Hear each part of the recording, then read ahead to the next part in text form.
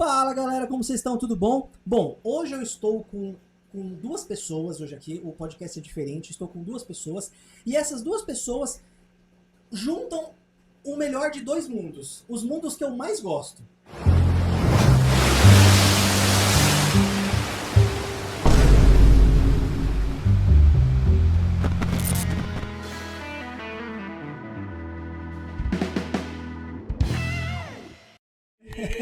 Saudações zoológicas. Saudações zoológicas.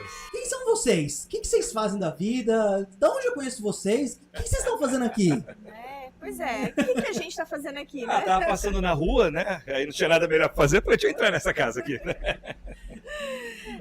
Bom, somos biólogos, os dois biólogos, mas eu sou especialista em peixes marinhos, né? Tenho o doutorado em oceanografia. E aí trabalhei muito com peixes abissais, peixes do mar profundo. Eu já sou paleontólogo, então eu trabalho com fósseis, especialmente répteis marinhos, né? Então minha especialização são os mosasauros. Para quem assistiu o Jurassic World aí, é aquele bichão que está lá na piscina e come todo mundo que cai por ali. E além disso, nós somos professores universitários também, lá na Fundação Santo André, no ABC Paulista. E é isso, estamos aqui para falar de bichos marinhos atuais e do passado. Bom, antes de começar o papo, eu só queria dar um recado aqui para vocês, momento merchan. Se vocês gostaram da camisa do Lepsos Deus, vou deixar no link aqui na descrição, o link para vocês comprarem, tá? Vocês deixando o link, o cupom amarelinho, que eu vou deixar aqui, ó, amarelinho, vocês vão ganhar o Bariancistrus chantelos, o nosso peixinho, o pessoal do aquarismo conhece como L18, o Pepita de Ouro, o famoso Pepita de Ouro. Põe esse cupom que vocês, comprando a camiseta, levam um adesivo surpresa aí. Brunão e Amanda ganharam. O que vocês acharam? Já ganhamos, já vamos usar aqui, ó, sair daqui vestidos. O próximo vídeo que a gente gravar no Zoomundo já vai sair com essa camiseta. Podia sair um vídeo sobre Lepsosteus. É uma peixes. Boa ideia, hein? Vocês já fizeram? Não. Não de Lepsosteus, não. É de peixes primitivos. Peixes Boa. primitivos, Eu tava vendo o biocorpo, assim, do Lepsosteus é muito antigo, né? Sim, com certeza. Os GARs, né? A gente acabou não falando, né, que somos do Zoomundo. Boa! Nós somos divulgadores científicos lá pelo canal Zoomundo, então a gente fala de animais, de uma maneira geral, animais extintos, animais atuais, animais marinhos, enfim. Acessem lá o Zoomundo para vocês verem o nosso conteúdo. Mas a gente nunca falou desses peixes primitivos, tá aí, né? Tá aí, ó. Eu acho que vale também. E eu já participei de algumas escavações de fósseis. Araripe tem cada peixe legal, hein? Então, tanta coisa. E em duas localidades que eu já coletei, eu já encontrei escama de Lepsosteiformes, né? Da ordem deles. Então, aqui numa região no interior de São Paulo, que chama Tartaruguito, que fica lá perto de Presidente Prudente, tem muitas tartarugas fósseis por lá. Já encontramos várias escamas. Que nome maravilhoso. Não é? E que é do Cretáceo, então deve dar mais ou menos uns 80 milhões de anos. O Araripe é mais antigo, né? O Araripe é mais antigo, mas lá perto, na região do Araripe também, tem uma formação que é pouco conhecida, que chama Missão Velha, que é do Jurássico. E lá a gente também encontrou escamas de Lepsosteiformes. O Brasil é tão rico nisso e a galera não tanta faz coisa, ideia, né, velho? meu? Tanta Ai, coisa. porque eu gosto... Porque eu gosto de tiranossauro, tiranossauro nada, tem cada isso coisa da aí. hora aqui, né? Mas é legal que você comentou, né? É um peixe primitivo e tal, né? Como assim primitivo, né? Não é que esses bichos, até hoje, eles são primitivos, a galera né? acha que o selacanto é o mesmo, Não, né? não. E isso é uma coisa legal de se falar, né? Então, o que a gente está falando aqui é de linhagem, né? O grupo. Então, o grupo a qual o Lepsóceos faz parte é um grupo que surgiu, é um grupo mais basal, tem mais características, assim, primitivas. Não é que a mesma espécie perdurou, ou o mesmo indivíduo. Tem gente que acha que é o mesmo indivíduo, né? Pois é. Não, e é por isso que a gente está aqui para esclarecer isso, né? Boa. Então, não é o mesmo indivíduo, não é a mesma espécie, mas é uma espécie diferente, mas que a linhagem dela, os ancestrais dela, surgiram aí há muito tempo, muito antes dos dinossauros. E aí, hoje em dia, a gente só vai ter esses peixes aí em outros países, né? Muitos ali no hemisfério norte, tem alguns que tem também na África, mas no Brasil a gente já teve, né? Eles só foram extintos aqui no Brasil, mas como o Bruno falou, né, os paleontólogos encontram ali escamas, encontram dentes desses bichos, né? Então, eles já viveram por aqui, só não vivem mais. Eu vi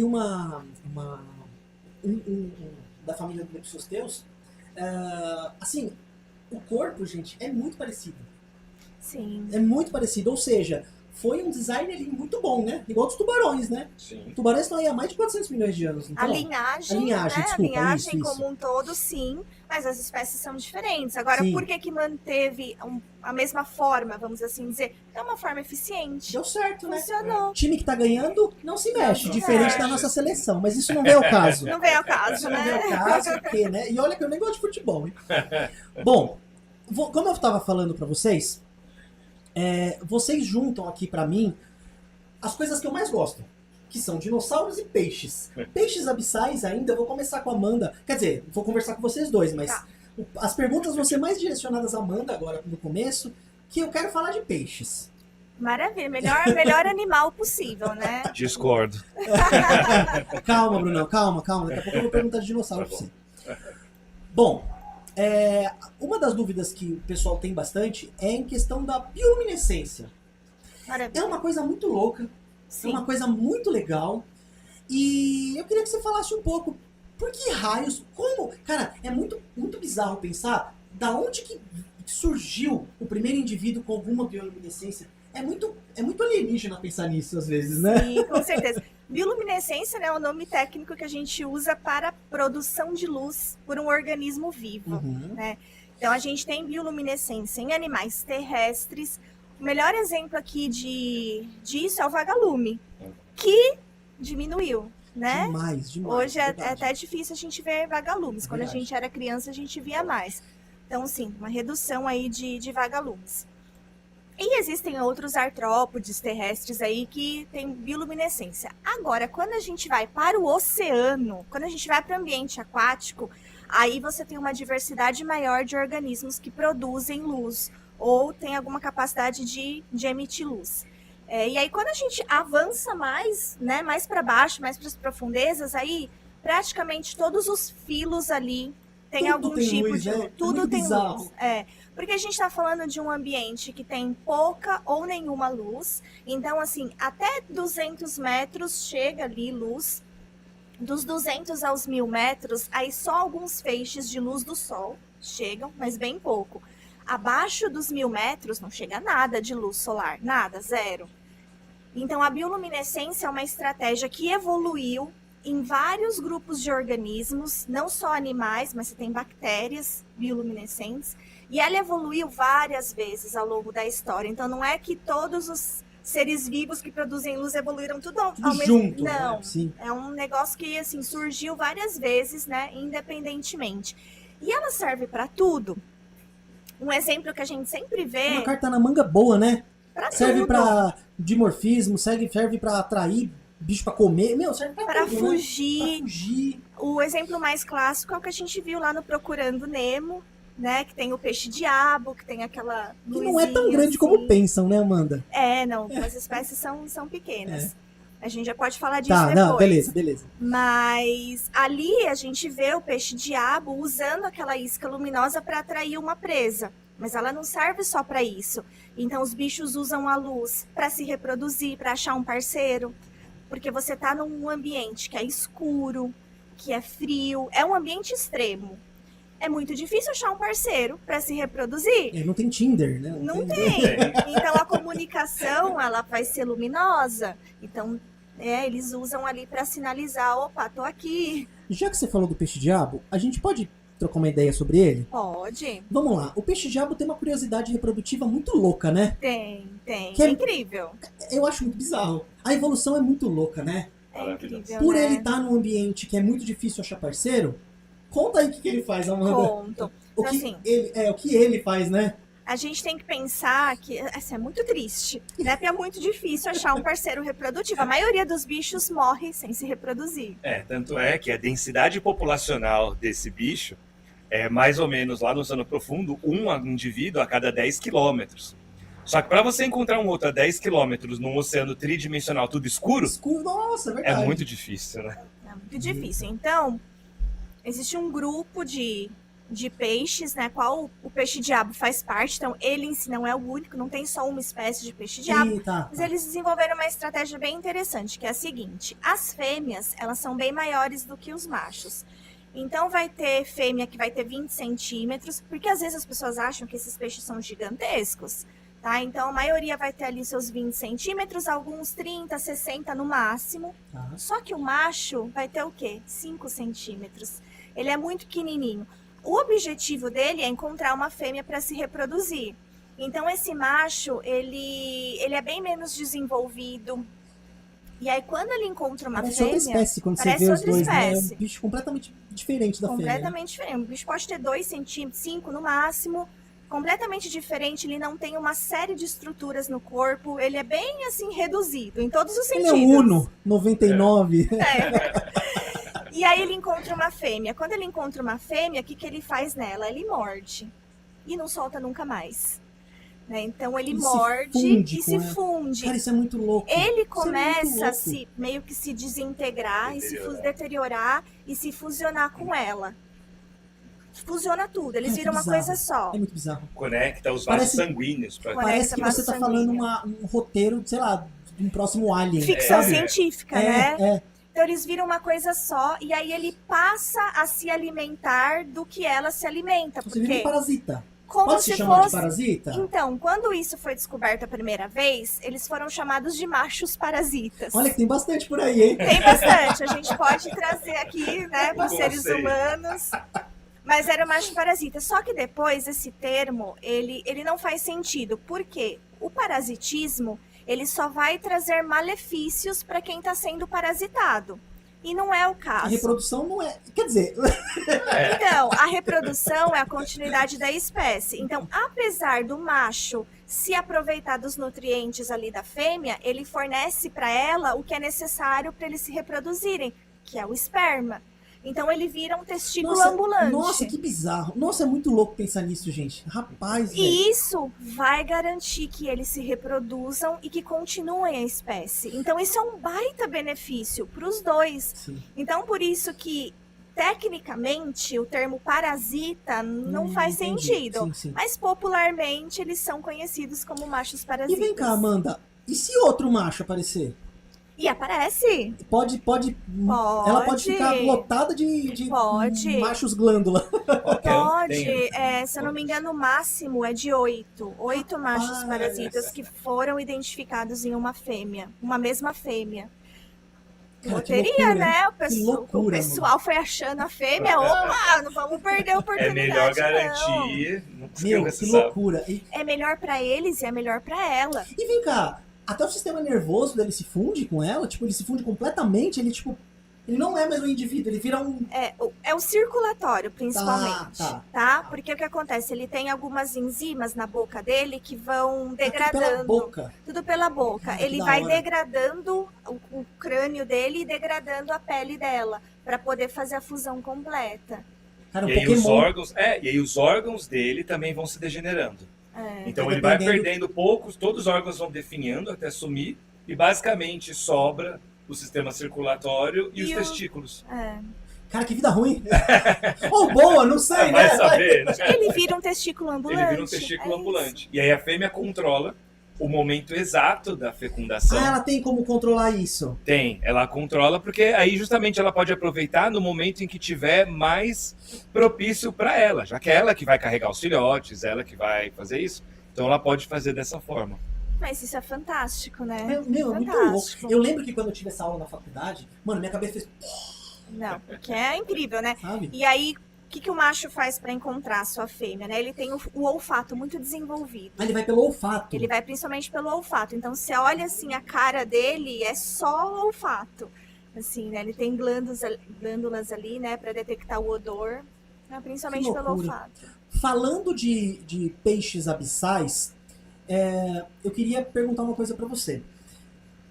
Na água doce, a gente tem algumas características de alguns animais de caverna de perder os olhos. Eu até tinha um tetra aqui, o desgramado, coitado, ele Tetra faleceu. cego. Tetra cego Tem das bagre cavernas. cego. Então, por que na água salgada eles acabam ficando com um zoião gigante e na água doce a evolução...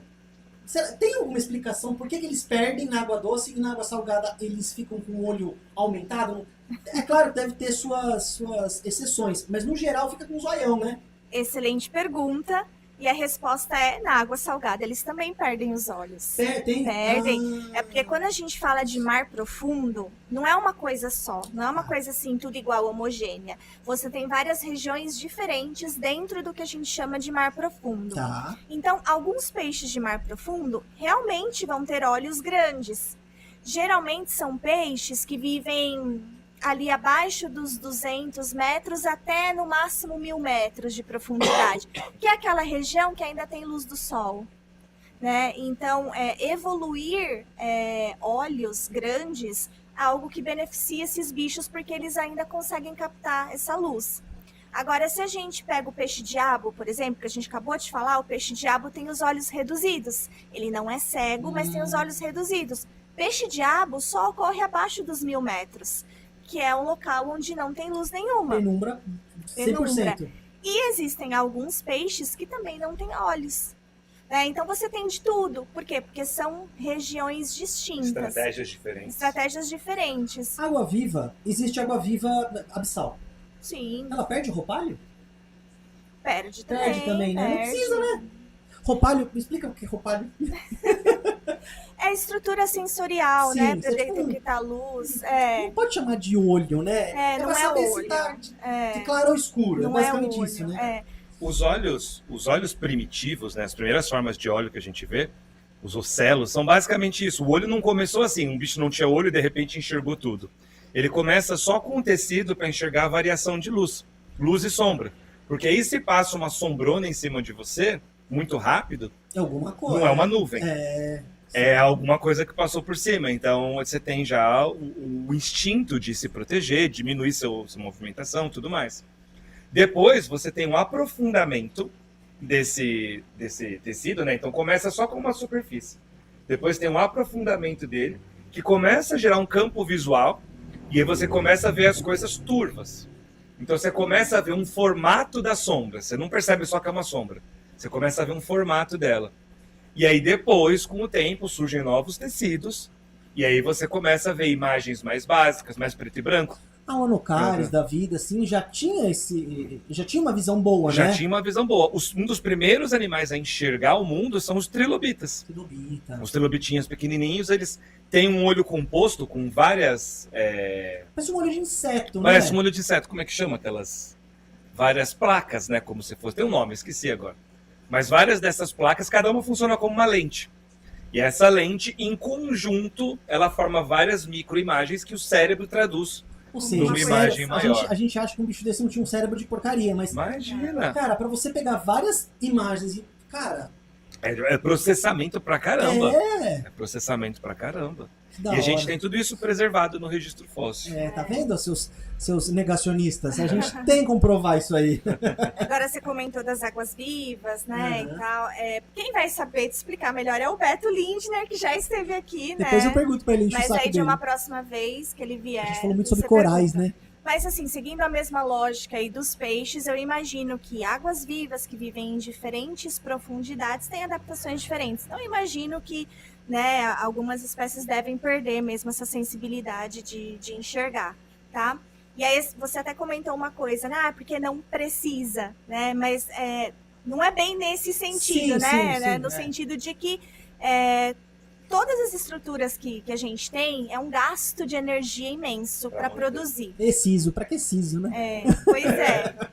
Então, assim, se você tá num ambiente que alguma característica ali, né, não vai fazer diferença, então a perda dela pode ser vantajosa porque você tem um gasto energético menor para produzir. E aí isso acaba sendo selecionado, né? Entendi. Então, por isso que em ambientes profundos existem várias estruturas que são perdidas, né? Falando de peixe, que é a minha especialidade, mas até órgãos são reduzidos. Os bichos têm órgãos muito pequenos. Amanda, eu queria também perguntar uma coisa. Quando a gente procura animais abissais, peixes, né? Muitos deles têm dentes absurdamente grandes, assim. Você olha e fala, mano, ele consegue... Fica até aquilo... Será que ele consegue abrir a boca com esse dente tão grande? E assim, dá pra entender... Tipo assim, ele vê uma comida e não pode perder. Então seria por isso que eles têm essas bocas, esses dentes tão absurdamente grandes e bizarros? Justamente por É isso, isso, né? Já perguntou e já deu a resposta. Porque, novamente, a gente está falando de um ambiente que é extremo, é como se fosse um desertão. Uhum. Então, as características que eles evoluíram são características, principalmente para manter ali a sua sobrevivência em relação à reprodução, que a gente já falou, e à alimentação. Então, é muito estratégico você ter uma boca grande, com dentes grandes e um estômago grande.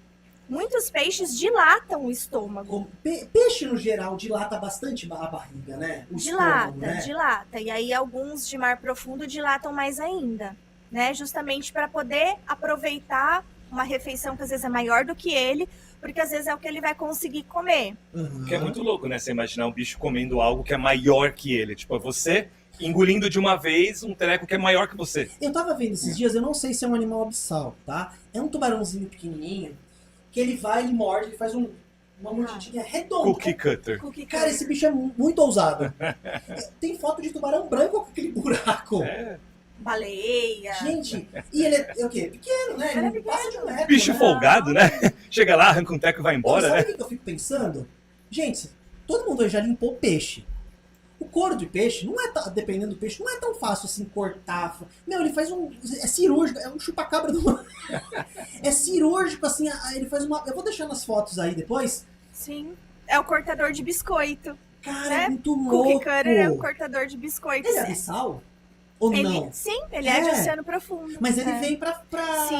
Sim, ele consegue migrar para regiões próximas à superfície também. E vem cá, Amanda, o fato desses animais, muitos deles, tipo, à noite tá lá, de dia tá lá embaixo e às vezes sobem, né? Isso. Isso não... Quando a gente pesca, a gente pega o peixe lá no fundo, meu, ele vem todo esbugalhado por causa da pressão. Sim. Isso não acontece com eles da noite, quando eles vêm pra cima, pra baixo? Acontece. Mas, mais uma vez, a gente tem que entender de onde esses bichos estão vindo. Entendi. Porque bichos que vivem na região ali do peixe-diabo, por exemplo, abaixo dos 1000 metros, geralmente eles não sobem. Tá. Então, não são todas as espécies que sobem. As que sobem têm adaptações ali para regular essa diferença de pressão. Não sobe de uma vez, né? Não sobe Eles de uma têm bexiga vez. natatória? Porque geralmente a bexiga natatória que sai pra fora quando você pesca. Eles têm. Tem também? Esses que migram têm bexiga. Tá. Agora, o peixe-diabo não tem. Ah, Então, não é todo peixe que tem bexiga natatória, que é essa vesícula que regula a flutuabilidade. que da hora. Então, esses peixes que migram, que são de oceano profundo, mas que migram, eles têm uma bexiga natatória e o calibre dos vasos sanguíneos, né, que conectam com essa bexiga, eles são mais grossos, então eles permitem uma difusão um pouco maior dos gases. Então, é uma adaptação para eles conseguirem regular essa flutuabilidade sem sofrer esses danos. Agora, quando a gente vai e pesca eles, Coitados. aí a gente tá Mas tirando até na de uma peixaria, vez. você vai, tem uns bugalhados assim, não é a língua, eu não sei se É a bexiga que sai pra natatória, fora, bexiga né? natatória, Dá às vezes mó o dó. estômago, os olhos. Isso a gente chama de barotrauma. E isso acontece em hidrelétricas, por exemplo. Quando você tem uma hidrelétrica, você tem uma barragem, você tem um degrau ali. Isso já é suficiente para causar barotrauma nos peixes de água doce. Por isso que hidrelétricas também têm o seu impacto, Sim, né? sim. Apesar de ser uma energia limpa, mas isso não significa que ela não cause impacto, né? Ela é limpa quando tá funcionando, mas É. para botar em funcionamento ela causou muito dano. Exatamente. Só a parte dos de alagar impactos- ali já Exato. acaba com vários hectares, é um absurdo, Exato. né? Com certeza. E o barotrauma nos peixes é um dos impactos das hidrelétricas. Puxa vida, eu não sabia que a água doce fazia isso, olha, Exatamente, faz sim. que bizarro. Rapaz. Porque a gente está falando de o que é essa pressão? É o peso da Não, água. Sim, sim. Se você está numa região que tem muita água, o peso é gigantesco. Então, qualquer mudança ali de Brusca, né? profundidade Vai dar um- brusca vai dar um barotrauma. A gente, quando mergulha, né, ser humano, a gente também não pode subir de uma vez. A A tem gente que... indo pra praia já sente o ouvido Então, estampando, Já sente estourando. ali a diferença de né? pressão. E é bizarro. Quando era pequenininho, meu avô falava, ó, mastiga chiclete, vai melhorar. E você sabe por quê? Pra equiparar a pressão dentro O da gente. pessoal né? acha que eu falo de bocejar. É, ou funciona assim, também, né? O que funciona não é bocejar, não é o chiclete. O que funciona é você abrir e fechar a boca, porque os nossos ossículos do ouvido, eles eram parte da mandíbula no passado. Então ainda tem conexão de tecido conjuntivo entre a nossa mandíbula e eles. Então quando você abre e fecha eles, você está abrindo a boca, assim, você está abrindo e movimentando esses ossículos. Aí esse novo rearranjo deles tira essa diferença de pressão. Que da hora, né? Então é igual assim, se você não tiver um chiclete, você tá descendo aí pra praia, não se preocupa, só abre e fecha a boca. Finge que tá mastigando, ou abre e fecha a boca, canta alguma coisa, qualquer movimento. Depende, se a pessoa não souber cantar, É melhor ficar não, quieto, né? Põe um rádio, põe a rádio Ecovias. Boa. Bom, deixa eu fazer mais uma pergunta pra vocês. Quando a gente fala de mar profundo, pô, Discovery explora muito isso, History Channel, as criaturas. E assim, quando a gente pensa em criaturas abissais, são raras as exceções de seres grandes. Ou tô falando besteira? Não, tá certíssimo. Né? Porque não tem o que comer. Sabe? Tipo, Sim. uma das coisas que o pessoal fala lá da Nessie. Meu, como é que vai ter lá? Você não tem o que comer. Vai o quê? Vai fazer fotossíntese? Pô, aí sim vale a pena achar esse bicho, porque é da hora, né? Aí eu queria te perguntar. Existe a possibilidade... Bom, tudo bem que eu acho até que existe. Eu já vou perguntar respondendo. Porque o oceano é muito vasto. Mas existe a real possibilidade de um bicho grande, abissal, que a gente ainda não conhece? Tipo, não digo nem um megalodon. Eu digo mais algum Leviatã absurdamente... Não Leviatã Lula Colossal. Algum Leviatã mítico, sei lá. O que você acha disso? Bom, então assim, apesar, né, de uma maneira geral, os bichos de mar profundo não serem grandes, com exceção daqueles que ficam perto do chão ali, né, aqueles se desenvolvem um pouco mais. Aí a gente tem um fenômeno que é o gigantismo abissal, que são animais que realmente ficam bem maiores do que os seus parentes próximos que vivem no É um raso. pouco contra-intuitivo isso na minha cabeça. Sei lá, porque assim, eu fico vendo aqueles tatuzinhos, né, Sim. que na praia é desse tamanico. Aí você vai em região abissal, é um bicho de 60 4 centímetros. Você é louco, é muito bizarro é pensar a barata nisso. do mar, né? Gigante. É um bicho incrível. Eu já coletei uma dessas, inclusive. No aquário deve ter aí, ó. O de trás de vocês aí, nesse As marinho. pequenininhas, né? Tem aqueles... Tem, os mas isópodezinhos, Então, o que acontece? O gigantismo abissal, que acontece com algumas espécies, ele é exceção, não é regra. E aí ele pode estar relacionado com vários fatores, né? Não tem uma explicação só. Você comentou da baratinha do mar, né? Que no raso ela é pequenininha e no mar profundo pode chegar até 60 centímetros. É um ótimo exemplo. Aí a gente tem que olhar para o modo de vida dela. É um bicho que se alimenta de detritos e vive associado ao fundo. O fundo que eu falo é o chão, substrato, né? Não é profundidade. E aí no mar profundo, por mais que seja um desertão, mas o substrato é rico, porque tudo vai caindo e vai se depositando. Como é que fala? Chuva... Neve marinha, Neve a marinha, gente chama isso. isso. Neve marinha. Então, esse substrato de oceano profundo acaba sendo muito fertilizado, muitos nutrientes. Então, alguns bichos que vivem nessa região próxima ao substrato desenvolvem o gigantismo abissal, porque eles têm essa maior capacidade de se alimentar, de armazenar comida. Então, tem mais a ver até com o modo de vida dele. Tem outros bichos que são grandes, tem peixe que é grande, peixe remo. Não sei se você já ouviu Mas falar. ele não é tão de fundo, é? Ele já é de mar profundo, abaixo dos 200 Ele é metros já é mar gigantesco. profundo. Até saiu na internet uns vídeos uns dias atrás. 8 metros de comprimento. Ele meio que nadando loucamente, não sei se é IA também, hoje em dia tem que Não, tomar cuidado com IA, né? Tem que tomar cuidado, mas sim, eventualmente tem avistamento dele. Tem alguns tubarões que são de oceano profundo e são maiores. E aí tem uma outra coisa a ver com a temperatura, que acho que o Bruno pode explicar um pouquinho melhor. Temperatura baixa, né? Nesses Temperatura ambientes, baixa. né? Metabolismo deve ser... A temperatura baixa, muitas vezes, ela favorece um crescimento maior do corpo. A gente vê isso em alguns répteis marinhos lá do passado. Por quê? Quando você é pequeno, você troca muito calor com o corpo, porque o seu interior está muito perto da sua pele. Então, os seus órgãos internos estão muito próximos da pele. Conforme você aumenta em tamanho, você aumenta muito mais o volume do que o tamanho. Tem uma proporção, não lembro agora exatamente qual, mas para cada vez que dobra o tamanho, aumenta mais ou menos 4 vezes o volume. Então, dobrou o tamanho, não dobrou o volume. Aumentou 4 vezes. Então, assim, conforme você vai crescendo, esse volume vai se afastando. E os seus órgãos, eles ficam mais distantes da superfície de contato com o meio ambiente. Então, tende a manter mais a temperatura. Tanto que a gente chama isso, em alguns processos muito grandes, de gigantotermia. O que acontece com a tartaruga de couro, o tubarão branco? Exato, tipo exato. isso, né?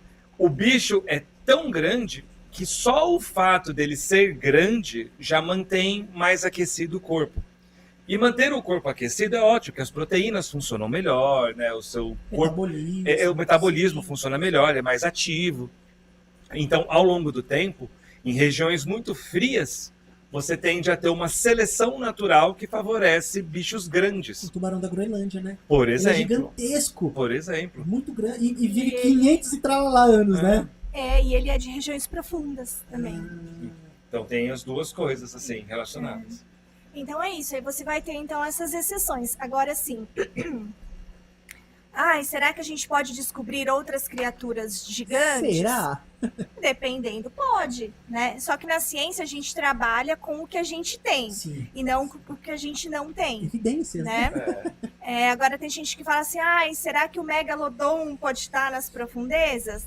Não, porque a gente não tem nenhuma evidência. O megalodon era um bicho que no passado vivia em regiões superficiais, regiões costeiras. Tinha uma cacetada de baleia primitiva para ele comer, né? Exatamente, ele era muito ativo, então ele se alimentava de coisas grandes. Então, levando em consideração os hábitos ecológicos dele, tudo que a gente sabe sobre ele, praticamente improvável que ele habite regiões profundas. Ele desapareceu o quê? No Mioceno?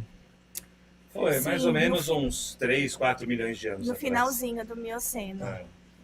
E então é isso. Agora, nada impede que a gente descubra outros organismos aí, né?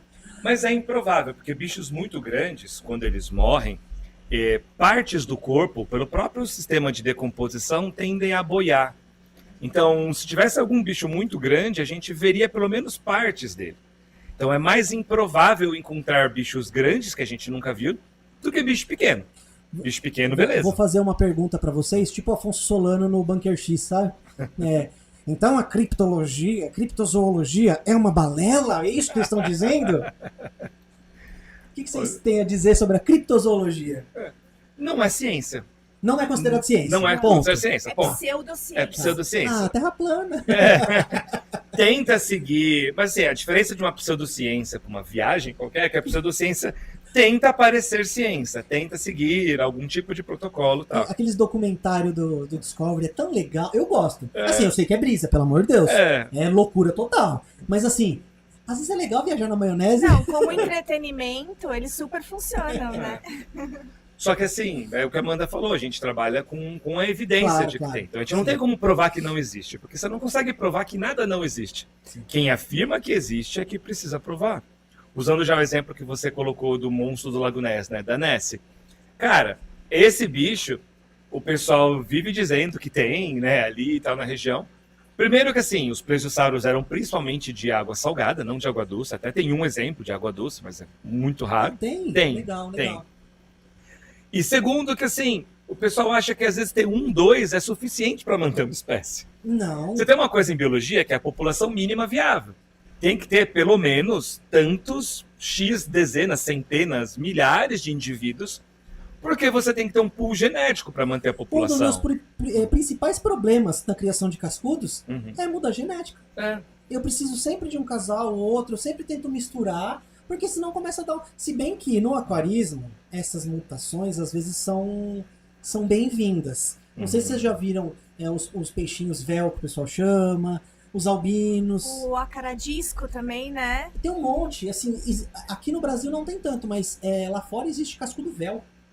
Existem mutações de cor em alguns cascudos que, você não acha na natureza, que é justamente por causa dessa loucura que os caras fazem, entendeu? Às vezes até hibridização mesmo, né? Os hipancistros, como são muito próximos, tem hibridização. Só que assim, geralmente isso dá uns bichos todo torto, dá uns bichos que não reproduz, né? Não, a Mas- variabilidade genética ela é super importante. Sim. A gente vê isso até na criação de cachorro, Sim, por sim, exemplo. sim. A prova que dá pra mexer numa espécie, né? Sim. Cachorros, Sim, olha a aí. seleção artificial. Sim, a sim. gente manipulando e Uhum. tal, né? Então, sim, precisa dessa variabilidade genética. E sabe o que é legal, Brunão e Amanda, né? Quando a gente fala de répteis marinhos, logo vem os animais que o pessoal erroneamente chama de dinossauros, né? A Amanda apertou algum botão. É a luzinha aqui, ó. Você quer com luzinha ou sem luzinha? Ah, então eu quero com luzinha. Que luzinha você quer, Pode Amanda? deixar essa aqui, ó. Tá bonitinho. O pessoal faz muita bagunça referente é pré-histórico, parece um réptil, é dinossauro. O que você tem a dizer sobre isso, Brunão? Não é dinossauro. Não é. Nem tudo que vivia naquela época é dinossauro. E assim como nem tudo que vive hoje é mamífero. Boa. Tem vários grupos aqui que estão vivos até hoje Sim. e não é tudo dinossauro. Sim. Ah, mas o que é então? São outras linhagens de répteis. Uhum. Os pterossauros, que o pessoal chama popularmente de répteis, de Voadores. dinossauros voadores, não são dinossauros, são primos dos dinossauros. É uma outra linhagem. Assim como, sei lá, o cachorro não é um primata, não faz parte do grupo dos primatas. Mas ele é mamífero também. Então você tem um parentesco com ele, só não é tão próximo Sim. do que com um gorila, com um chimpanzé. No caso dos dinossauros, a mesma coisa. Então, quem que é dinossauro? Quem tem as características exclusivas dos dinossauros que estão lá no esqueleto deles. Então, quando a gente olha, por exemplo, para um frango que a gente come, a gente encontra características exclusivas que só dinossauro tem no esqueleto do É frango. bizarro, assim, quem não tá muito familiarizado, você fala um pardal é um dinossauro. Um pardal Agora, é um dinossauro. um ictiossauro não tem nada a ver com dinossauro, Exato. né? Porque tem tudo a ver com o imaginário popular das pessoas sobre dinossauro. Principalmente por conta de filmes antigos e tal. O homem da caverna atrás dos dinossauros. Exato. E Eita, aquele dinossauro antigo com cara de lagarto, com a né? cauda com arrastando, a cauda arrastando né? no chão. E são décadas e décadas de filmes assim. Jurassic Park foi muito inovador. Porque foi o primeiro grande filme a mostrar dinossauros de uma forma mais atual e com movimentação. Que na época o Jurassic Park tava meio que certo, assim. Sim. Ou pelo menos o que veio até então, ele tava o mais certo possível. Davam mais certo Teve possível. uma consultoria ali. É, né? Não teve, foi feito teve. só baseado Sim, ali sim. em informações antigas. Teve uma É claro que é consultoria. filme, né? É, o filme óbvio. tem... E a parte ali, né, da ficção Sim. vai ter de qualquer Aquele maneira. Velociraptor gigantesco, aquele Dilophosauro anão, né? Exato. Agora, o que acontece é que, assim, na ciência as coisas avançam a cada dia que passa. Então, o que a gente conhecia sobre determinado assunto 10 anos atrás, hoje pode ser que esteja obsoleto. E isso aconteceu com os dinossauros. Então, hoje a gente sabe que os dinossauros também não eram exatamente daquele jeito que foi mostrado em Jurassic Park, apesar de que, para a época, estava relativamente avançado. atualizado. Mas é isso aí, a ciência vai avançando, vai mudando, né? Esse Por que é isso- legal, né, da ciência. Esse que é né? legal. É. Ela como pode, de um dia pro outro, mudar completamente. Tudo. Um novo fóssil, às vezes muda tudo que você sabia. E Olha aí, o... a ciência não é dona da verdade, ela está o tempo todo se reinventando, se redescobrindo, isso que é legal. Olha o... Nossa, como é que é o nome daquele dinossauro com a vela? Os O dinossauros, espinossauro. Gente, cada ano é um jeito diferente, né? é verdade, né? Acharam uma outra subespécie com um negócio aqui na É cabeça. uma outra espécie mesmo, É outra quase espécie. um chifre, Foi aqui no espinossauros Brasil, né? mirabilis. Tinha um Não, negócio. ele é do Níger, se eu não me engano, é lá do norte africano. da África, é.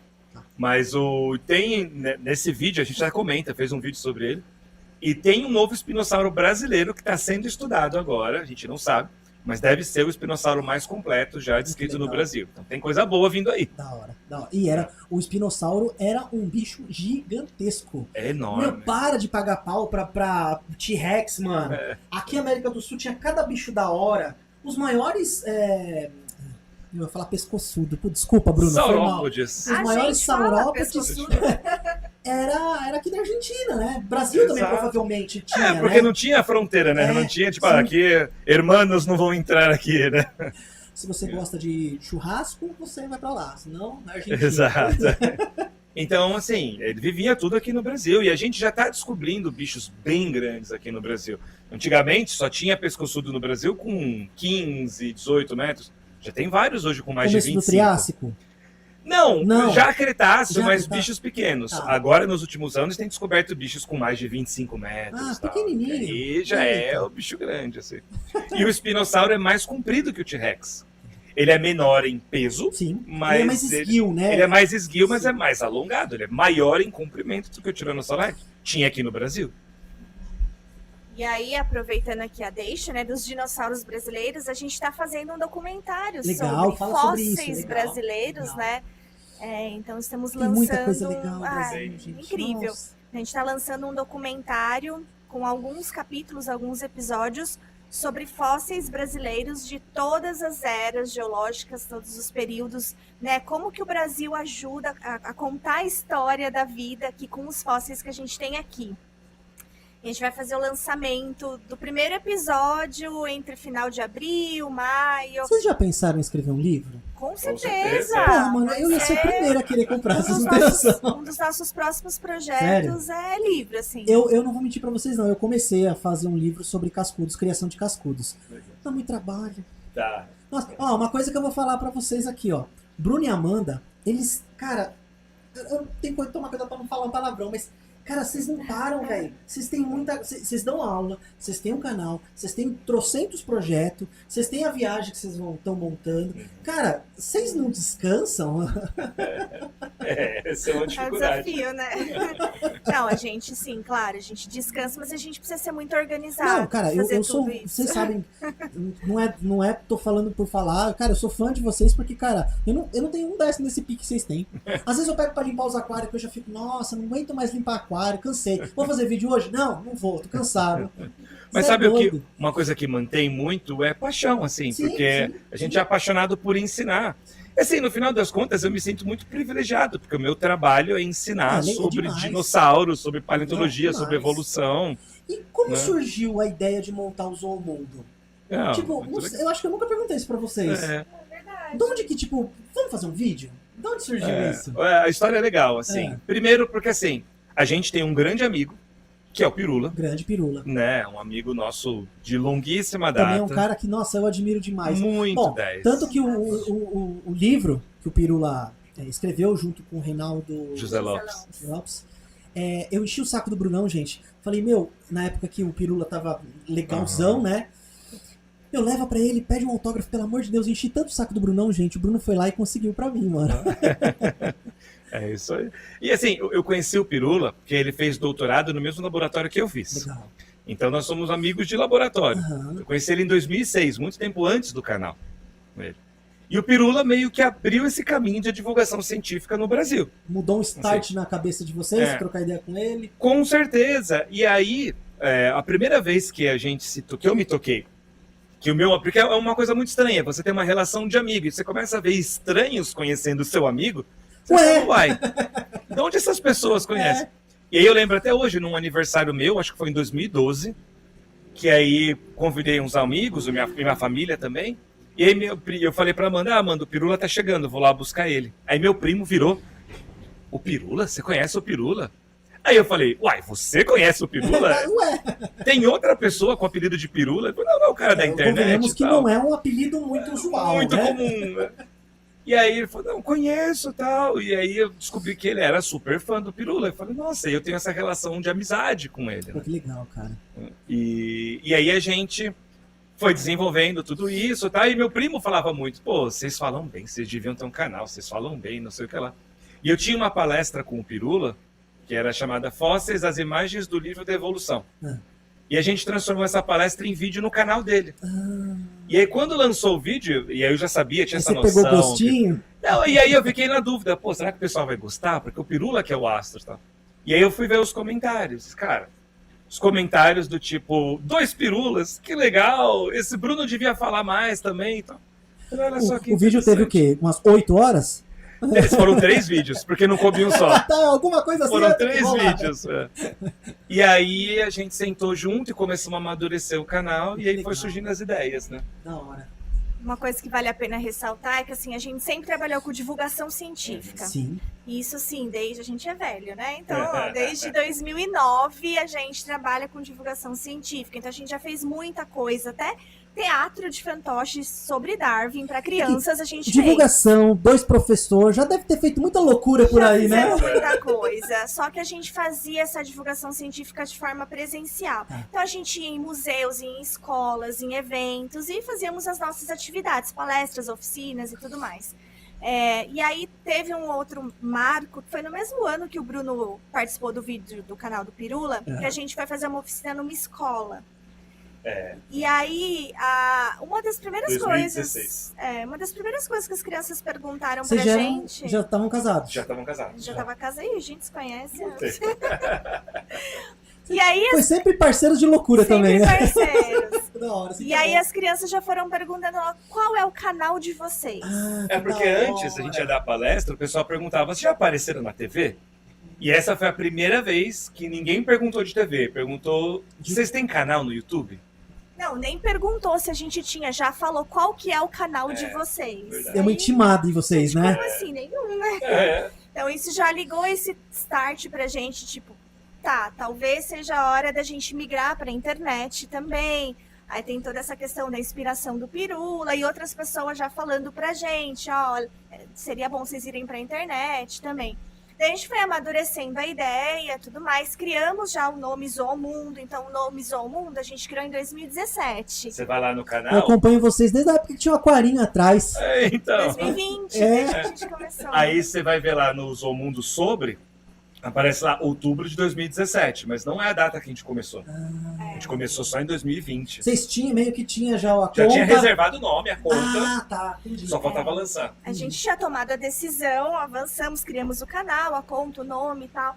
Mas aí, a vida vai levando a gente para outras direções, tem o trabalho, então... o YouTube no começo é por amor, né? Porque eu tava entrando no doutorado, o Bruno tava terminando, tava no meio do doutorado dele, eu tava tentando entrar, e aí com outros trabalhos e tal, e aí a gente não ia dar conta de fazer isso, né? E aí o tempo foi passando, e aí quando foi em 2020, veio a pandemia, né? Nesse ponto da pandemia, um pouquinho antes, a gente já estava estudando até mais. Não, vamos tentar. A pandemia estava em casa, foi meio que vamos fazer isso aqui? Foi um start, até porque a gente já sabia os conteúdos que a gente queria falar, a gente já estava acostumada a falar. Vocês falam de tudo, como é que vocês aguentam?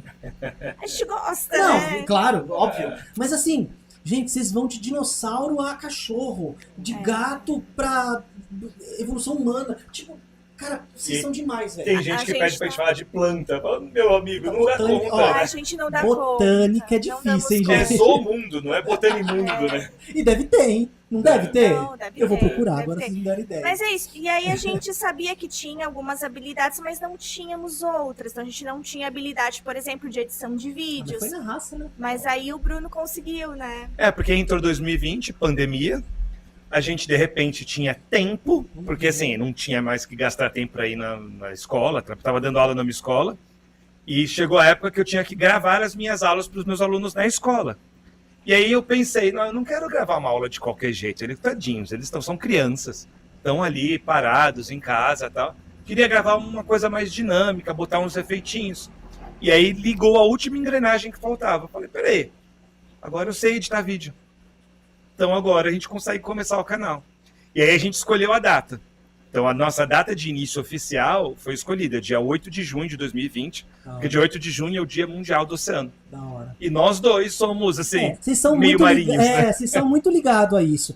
Brunão sempre mexeu com paleontologia, mas sempre foi para uma área mais do mar. De répteis marinhos. Amanda também sempre já foi para peixe, né? Então, Peixe marinho. da hora. E de onde surgiu essa vontade de vocês dois seguirem biologia? É uma coisa que sempre existiu em vocês? Porque assim, em mim, eu sempre gostei de bicho. Você quer me deixar feliz é levantando pedra, achando tatu-bola, sabe? Esse tipo de coisa.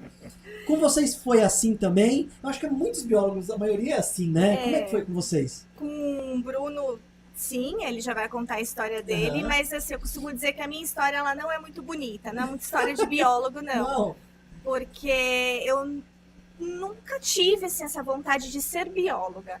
Eu sempre gostei de ciências, de uma maneira geral, sempre gostei dessa questão de investigação, né? Tanto que eu lembro quando eu era adolescente, eu assistia muito a série Arquivo X. Nossa, eu amava. Ai, Arquivo X, maravilhoso. E aí Verdade, tinha a personagem da Scully, Aham. né? Que era ali investigadora, mas ela era médica. Eu tinha um enfim, medo, era mas eu cientista. adorava. E aí, é uma coisa muito interessante da Scully, que ela foi a primeira personagem feminina, assim, da cultura pop, que inspirou meninas a irem para áreas da ciência. Várias áreas ali, que é STEM, né? Ciência, matemática, engenharia e tal.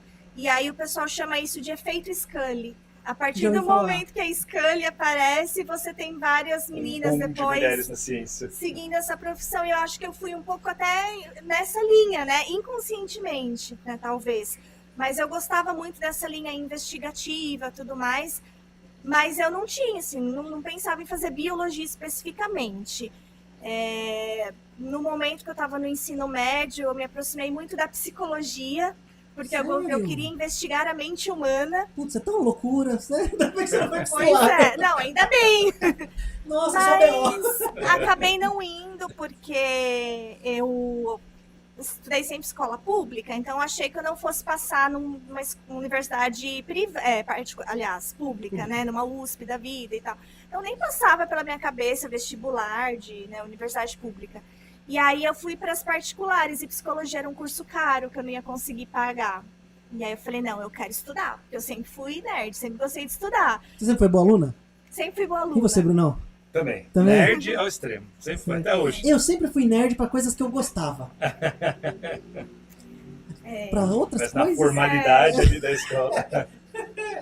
Não, eu nunca fui tão ruim, mas assim... Passava de ano fácil, tá? é, Essas coisas. sim.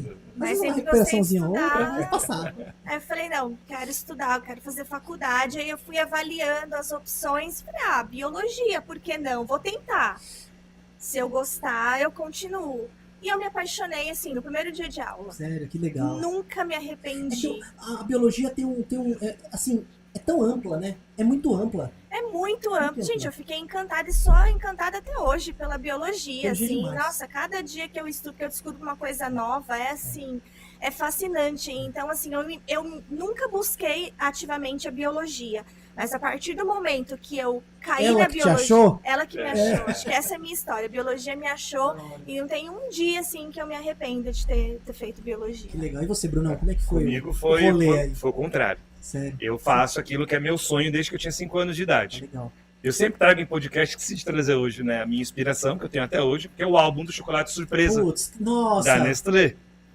Cara, Nossa, era da hora, né? porque eu sempre fui uma criança muito imaginativa. Então eu sempre gostei muito. Eu adoro desenhar, eu só não sei. É diferente você gostar de uma coisa e você saber fazer ela. Justo. Desenhar é algo que eu adoro, eu só não sei. Uhum. Então, desenho hominho palito até hoje, assim. O importante é saber. É. E aí eu desenhava muito monstro e brincava, recortava eles e brincava. Cara, a gente vem de uma época, lá nos anos 90, que a gente não tinha montanhas de brinquedos. Não. Assim, você ganhava a maioria dos presentes no seu aniversário era cueca e meia. E bola, quando tá Tá. legal. E a gente gostava de comprar tênis, porque comprava numa loja chamada Dick. Nossa, você comprava no Dick, Que aqui você- na Barra Funda. Então, e aí Nossa, você Bruno. ganhava uma bola, assim. Ruim. Ruim demais, bola inflável. É. Não é uma bola de Dava 3 futebol. pontapés estouravam. É. depois daí. Então, assim, a gente... É velho, Brunão. Então, Rapaz, ó. somos nós. Nossa, Aí mano. depois a grávida de Taubaté usou as bolas do As Dick bolas da pra Dick, barriga dela, né? Meu Deus, serviu pra alguma coisa. Serviu. E aí a gente tinha que ser criativo. Então eu desenhava os meus brinquedos, recortava e brincava com eles. Da hora. E não porque assim, eu não me considero, nossa, a gente era pobre. Cara, É que era as diferente, condições assim, financeiras gerais do país melhoraram muito Sim, sim. nos últimos 10 anos, 20 anos, Sim, né? Por uma condição mesmo econômica do país. Depois que mudou o plano real, a economia Sim, começou a sim, mudar por sim, vários motivos. sim. Mas a gente passou a nossa infância sem muito brinquedo, então eu recortava essas coisas. Sabe o que eu gostava de fazer, Brunão? Ah. Massinha. Eu Pois pegava é. massinha, minha mãe é professora, então sempre tinha massinha em casa. Cara, eu ficava fazendo dinossaurinho, fazer baleia. Cara, eu ficava horas brincando com a massinha. Aí eu deixava a massinha, e a massinha às vezes dava uma derretida, eu chorava. O dinossauro virou meleca. Sei lá o quê. Mas é isso, então assim, aí minha mãe trouxe um dia pra mim esse chocolate surpresa que vinha com os cards dos dinossauros. Na época dos dinossauros. Na época dos dinossauros. E aí eu descobri que os monstros que eu desenhava existiram de verdade. E eram chamados dinossauros. E ali nesse álbum estava escrito que a profissão que estuda é o paleontólogo e tal. E eu percebi, caramba, eu posso ter uma profissão onde eu vou ganhar para descobrir monstro? Que da hora! Onde é que eu assino isso? Né? E aí eu comecei a estudar, tinha aqueles fascículos da banca, que vinha o esqueleto que brilhava no escuro junto. Você começou a ter aqueles bugadossauros, né? Exato, 99. Que tinha ali, clássico. Mas, e olhando em retrospecto, eu também sempre gostei muito de bicho. E aí uma linha que você vai se identificar aqui também. Eu assistia muito um programa de domingo de manhã, que era o Pesca e Companhia. Putz. Isso eu assistia também, meu pai. E assim, hoje minha família é super de pescador. Eu não curto muito pescar, eu prefiro mergulhar. Porque eu descobri que com o tempo, eu não gosto em si da atividade de pesca. Eu gosto de ver o peixe. Sim, sim. Né? Então quando eu vou pescar, eu não quero pescar o peixe grande, eu quero pescar a diversidade. Eu quero pescar um bicho diferente de cada vez. Então eu não gosto muito de pesqueiro, por exemplo, que é sempre o mesmo bicho. Sim. Agora, vamos pegar uma canoa, vamos ir no mar ali, colocar uma linhadinha de fundo. Às vezes, sabe quando eu teve uma época que eu morei na praia, morei em Mongaguá.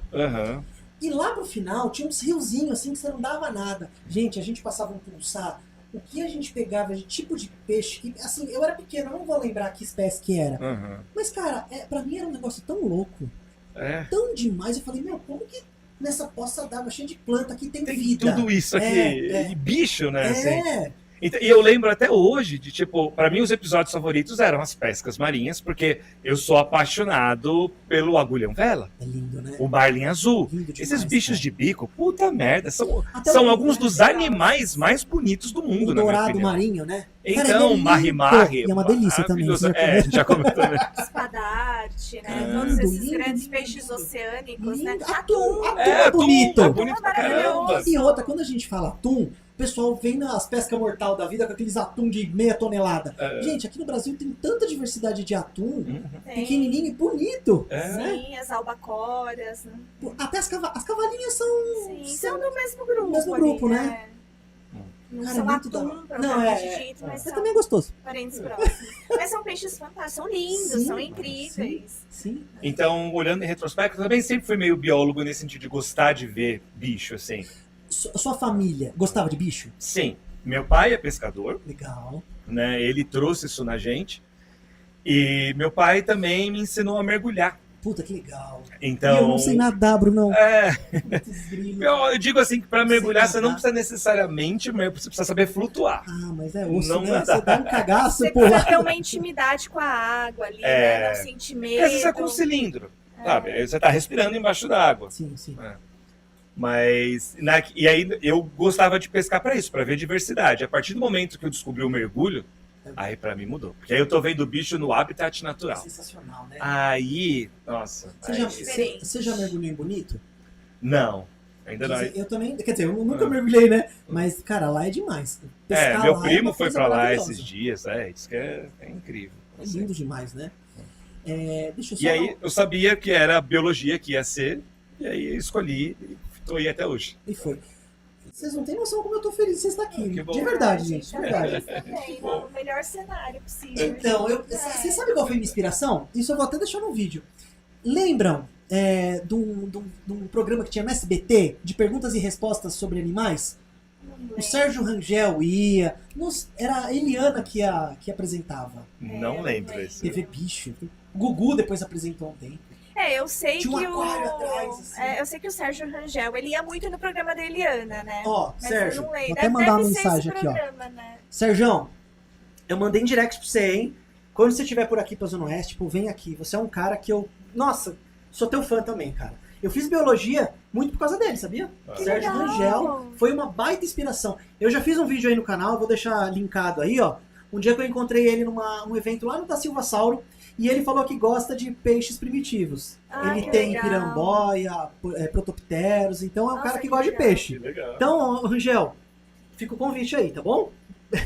Inspirou muitos biólogos, sim. Não, o Sérgio Rangel é demais, gente. Demais.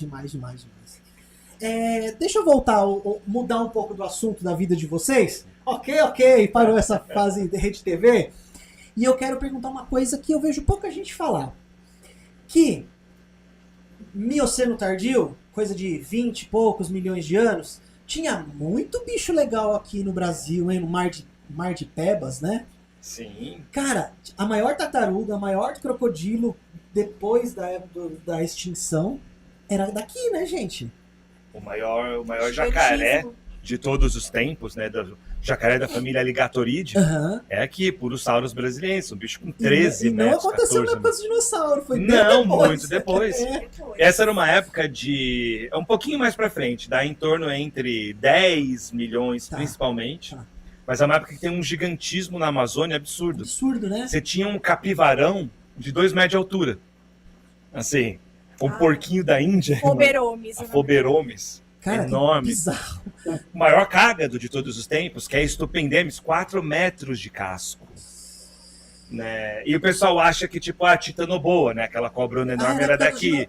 Não, e ela não é dessa época. Ela é mais antiga, mas não é dos dinossauros. Antiga, ela é do Paleoceno. Tá, mas foi tudo depois de extinção. Foi tudo depois dos dinossauros. Tem um monte de bicho legal depois dos dinossauros. E uma coisa que é muito interessante é porque, assim, a América do Sul, depois da extinção dos dinossauros, ela basicamente virou uma ilha.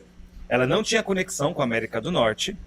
E o Panamá, o istmo do Panamá, só se forma há 2,5 milhões de anos atrás. Então a América do Sul tinha uma fauna isoladaça, muito diferente. Que ainda os predadores de topo eram muito parecidos com a era mesozoica. Quem era predador de topo aqui? Não era mamífero. Era ave do terror. Que era um bicho... Cara, você visse, ó, se você visse uma ave do terror hoje, mano, assim, ó, você ia ser porra na calça.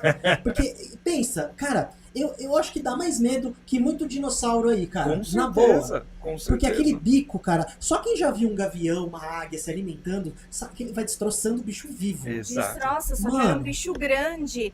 As aves do terror se alimentavam de cavalos. Mano, que loucura, claro, né? eram cavalos menores, não era igual os de hoje. Mas, pô, uma ave comendo um cavalo. É louco pensar isso, né? É louco demais. Era no topo, né? Nessa topo. época nem tinha ainda os tigres de dente sabre, né? Que a gente chama. Tinha, assim, em outras regiões do mundo, não aqui. Ah, tá. Então, assim, aqui quem dominava eram as aves do terror, que eram dinossauros. Então, o predador de topo continuou sendo um dinossauro. E alguns crocodilos terrestres também. Teve uma linhagem de crocodiliformes terrestres. Nossa, voltando ao Triássico. Que continuou. E assim, grande predadorzaço aqui.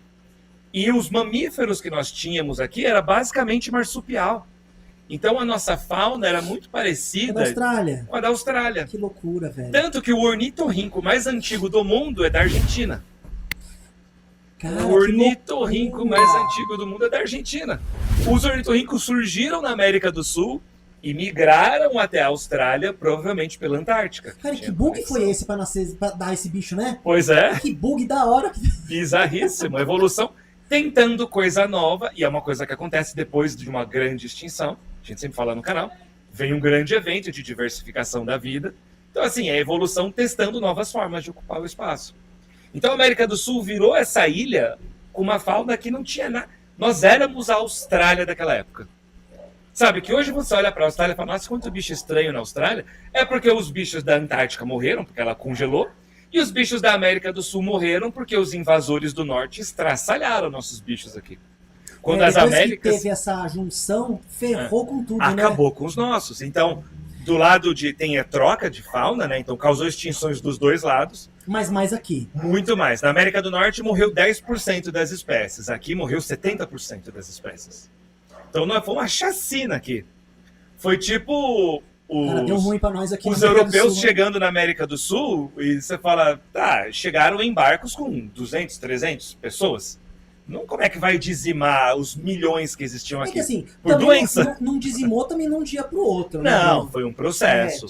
Quando a gente fala isso, a galera às vezes não tem noção do tempo, né? Cara, a evolução dura milhões de anos. Exato. Eu dou um exemplo que o pessoal às vezes fica meio assim. A gente tá mais próximo do T-Rex do que um estegossauro do T-Rex. Exato. É muito louco pensar É muito isso, louco, cara. É muito louco. É porque a gente não consegue enxergar uma escala de tempo muito O nosso longa. cérebro não evoluiu pra isso. Porque né? a gente vive o quê? No máximo 100, cento e pouquinhos anos, o recorde, né? Então, um século pra gente é tempo pra caramba. É. Pra Terra não é nada. Para milênio já é difícil, milhões é muito mais difícil, né? Então a gente precisa fazer algumas analogias para conseguir entender essa questão temporal. Para gente que estuda esses assuntos é mais fácil compreender, mas para quem Mas esse eu não acho que é um dos estuda. principais poréns, Amanda, da galera que não acredita na evolução. Eles não conseguem entender o absurdo de tempo que levou pra acontecer. É. Eles acham que, esse aqui nasceu com a mutação, ó, já é uma nova espécie, e vai. Não é assim, Não é assim que funciona. É. entendeu? Eu acho que esse é um dos poréns que a galera que não acredita em evolução não entende. Porque não Esse- entende quão longo é a história da Terra. Quão é. demorado é. Exatamente. Mas os cachorros, a gente mexeu. Gente, mas assim, foi um negócio controlado. Solta 2 cachorros no mato e vê se ele vive. A Sabe, é muito gente complicado. selecionou, mas a natureza seleciona também, né? Só que demora mais. Só Só que demora mais. demora. As mudanças e tal, elas podem acontecer ali, tá acontecendo o tempo Tá todo. acontecendo toda hora. Mas a ponto da gente notar, né, coisas significativas, ou a ponto de gerar uma nova espécie, aí sim é um E a evolução demorado. não necessariamente é uma coisa boa.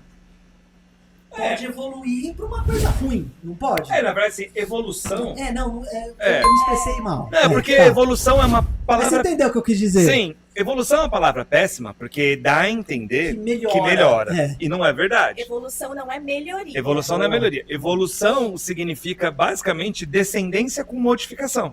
Significa, teus filhos vão ser diferentes de você, os filhos deles vão ser diferentes, os filhos deles diferentes, assim por diante. Ao longo de milhões de anos, essas diferenças ficam tão aparentes que vira 2 coisas diferentes com o tempo. Isso é evolução, é só isso. É só isso. Seus filhos vão ser diferentes de você.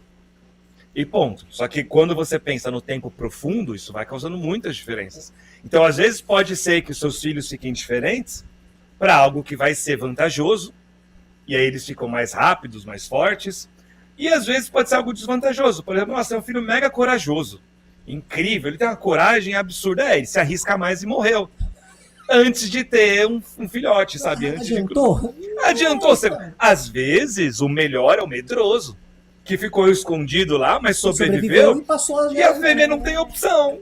É você mesmo, cara. Vai com você mesmo, né? O grande objetivo da vida é sobreviver. No final, tá todos os organismos lutando pela E sobrevivência. passar seus genes pra frente. Sobreviver e Que acaba sendo reproduzir. consequência, né? É. Quer dizer, Exato. não sei se pode falar isso. Porque né? o passar o gene pra frente é a sobrevivência da espécie, não do indivíduo. Sim, sim. Mas a espécie continuar existindo. Sim. Sim. Então é isso, as espécies, o processo natural é continuar existindo, né? Garantir a sobrevivência individual e em termos de espécie. É isso. Legal. Né? Então, quando a gente traz essa visão, é algo até mais simplificado, né? E é mesmo. Agora, realmente, para você entender os processos, como ocorre e tal, aí a gente precisa ter uma noção ali de genética, de anatomia, de embriologia, de geologia, para entender essa questão do tempo profundo, né? Então, assim, quando as pessoas falam assim, eu não acredito em evolução, tudo bem. Mas também não é questão de acreditar, é de entender, né, Amanda? É de entender, porque o processo evolutivo tá aí, Tá acontecendo. tá acontecendo, independente da pessoa falar eu acredito ou não. Você pode acreditar ou não na gravidade. Boa só, não vai mudar, né? Eu não acredito na gravidade. Tô flutuando agora, né? Então a ideia não é acreditar ou não, a questão é você entender que existe esse processo. Puxando a parte de evolução, eu queria trocar uma ideia com vocês sobre uma coisa que acontece na evolução que eu acho muito legal, que é a bendita da convergência evolutiva, tá? Eu acho que ainda é um assunto pouco explorado, de tão legal que ele é, né? Porque a gente vê assim, Ichthyosaurus. Cara, você bate o olho assim, mano, é um golfinho, sabe? Exatamente. Vou dar um exemplo de aquário. A gente vê os nossos cascudos. Existem algumas botias na Ásia que não é a boca que evoluiu para estar ficando segurando nas pedras, mas é uma ventosa aqui embaixo. E assim, eles ocupam o mesmo nicho de corredeira, de comer biofilme. Então assim, são bichos que não tem absolutamente nada a ver um com o outro, mas o ambiente moldou aquele físico que dá mais certo, aquele biotipo corpóreo. Exatamente, isso é convergência evolutiva. O que você explicou agora é convergência evolutiva. São organismos diferentes, né, de diferentes espécies, muitas vezes não relacionadas, mas que têm ali um plano corporal ou alguma característica em comum, mesmo não sendo parentes próximos. Por quê? Porque enfrentam os mesmos desafios, as mesmas pressões do ambiente. No começo aqui do nosso papo, eu falei da bioluminescência. A bioluminescência é algo que convergiu, né, evolutivamente em vários organismos de vários filos diferentes, né, mas com propósitos ali parecidos. Eu vou dar só um adendo sobre bioluminescência que, cara, toda vez erram. Toda vez. Gente, tá vendo o neon aqui, ó? Ele não é bioluminescente. Ele não é. Cara, eu vi marca grande de ração falando que o neon era bioluminescente. Não é. Gente, o neon, ele parece que brilha, mas ele não tem luz própria. É a luz que incide na escama, Isso. que reflete. Ele não... Parem de falar que neon é bioluminescente, pelo amor de Deus. Mas, ó, vou explicar de uma outra forma. Bioluminescência é quando o organismo produz ali. Sim. Mas o caso aqui do neon é a biofluorescência. Boa. O Eu não lembrei esse nome. biofosforescência e tal. Porque são animais, e aí não é só o neon, tem outros bichos. Ornitorrinco, Brilha no escuro também. ornitorrinco brilha. Cara, isso é alienígena. Esse Na é boa. alienígena, essa é a prova. Rapaz, De mano, que? ó, se existe uma inteligência que molda a evolução, cara, bebeu. Não é possível. Tava bebaço. Cara, mano. Mas basicamente esses bichos eles têm proteínas ali no seu corpo que absorvem a luz do ambiente e devolvem numa outra frequência. É isso. Então, né, a biofosforescência. Tem muito bicho no mar profundo que não é bioluminescente necessariamente, mas ele tem a capacidade de absorver e E refletir. tem alguns também, Amanda, me corrija se eu estiver errado, que eles próprios não têm a capacidade, tipo bactéria, Exatamente. algum ser que faz isso. Né? Aí a gente volta ao peixe-diabo. Aquela isca luminosa que ele tem na cabeça, não é ele que produz. Ali é um saquinho de bactérias. As bactérias são bioluminescentes, Nossa, elas que produzem, mas ele faz simbiose com elas. Mas ele nasce sem, então, sem essas bactérias. Ele vai adquirindo. Ele vai adquirindo no ambiente. É uma simbiose, porque ele tipo fornece... uma Zocan, assim, Parecido. assim, uma analogia Sim. absurdamente, eu acho que nem tá certa. Mas é igual os corais que não nascem com a zooxantela, que vão adquirir. Pode até expulsar, eventualmente. Exatamente, é isso mesmo. Que Agora, bizarro. os peixes que eu estudei no meu doutorado, os peixes dragões, eles produzem de fato, né? O que eles emitem é o que eles estão produzindo. Tem animal bioluminescente na água límpica, na água doce? Tem.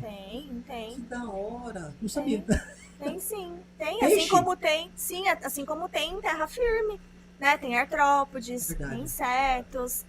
Aí é Cogumelo, né, que brilha no escuro. cogumelo, aí é a tal da convergência evolutiva. Cara, que loucura. É a né? mesma solução, né, que vários organismos diferentes desenvolveram, chegaram, porque isso trouxe uma vantagem, né, e isso foi selecionado. Para comunicação no escuro. Então, vagalume é porque tem hábitos noturnos. Então, assim, a luz ajuda isso. E por que de noite é melhor? Tem menos predador de noite. Sabe uma curiosidade legal? Não sei se você... A Amanda deve saber, é óbvio, né? O Brunão também pode ser que saiba, mas eu vou contar aqui pro pessoal.